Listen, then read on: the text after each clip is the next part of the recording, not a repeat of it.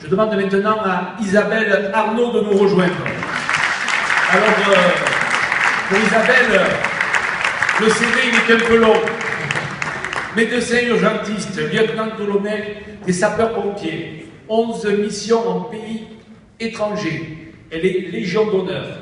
Elle a 50 ans. Elle va évoquer avec nous sa vision de ses missions, de son engagement dans les domaines de la santé, la protection des gens.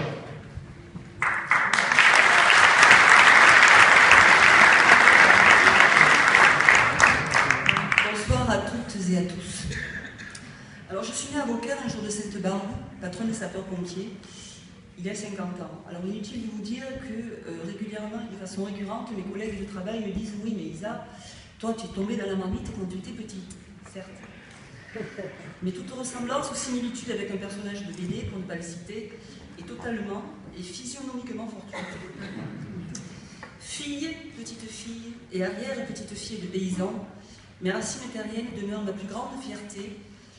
Et même si enfant, nos parents ont tout fait pour nous éloigner de ce beau métier de la terre, c'est toujours à reculons et la tête bouillonnante de questionnement que je retrouvais les bancs de la fac après les saisons des fruits et des vendanges. J'ai connu cette vie à la campagne, parfois austère, par moments difficiles, où m'ont été inculquées les valeurs humaines que sont le partage, l'écoute, la reconnaissance et le don de soi, qui m'ont amené à faire ce métier, ma passion, que j'exerce aujourd'hui. J'ai parcouru, avec l'hôpital projetable de la sécurité civile française, dont une grosse partie est basée à Nîmes d'ailleurs, les 4 coins de la planète, l'Iran, le Kosovo, le Sumatra, le Pérou, afin de porter secours à des victimes de catastrophes naturelles ou de guerres civiles. La dernière mission à Haïti, il y a 4 ans, lors du tremblement de terre de Port-au-Prince, particulièrement émouvante et éprouvante, a été pour l'équipe une leçon de vie, tant ces personnes qui avaient tout perdu, matériellement mais surtout humainement, demeuraient dignes et humbles. En fait, nous partons porter secours, mais en finalité, ce sont les victimes qui nous mettent face à nos réalités et nous apprennent le savoir-être, richesse insoupçonnable. La vie apprend à vivre, à se construire, à s'enrichir de certaines rencontres, et au milieu des tourments, il est important de garder un port d'attache. Mon port d'attache est Beaucaire. Superbe ville, mais actuellement agonique, en surcoût. C'est une pierre précieuse qui ne demande qu'à être travaillée et retravaillée pour en obtenir enfin l'éclat qu'elle mérite.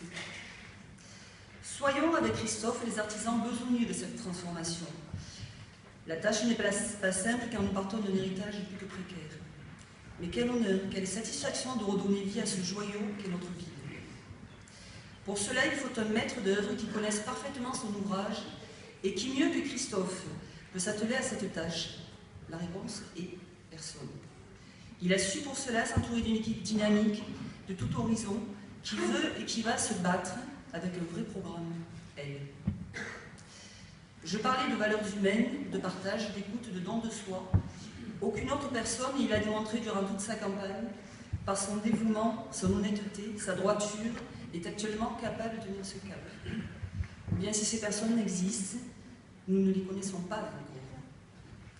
En écrivant ces lignes, en pensant à notre vie, j'ai réellement le sentiment d'être auprès d'une personne blessée, en train de perdre son âme, qu'il faut réanimer avec toute l'énergie, la force, la hargne nécessaire pour la maintenir en vie.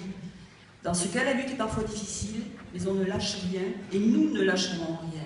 Quoi de plus beau que de sauver une vie, quoi de plus beau que de sauver des vies. Alors dimanche avec Christophe, sauvons notre superbe ville de Beaucaire.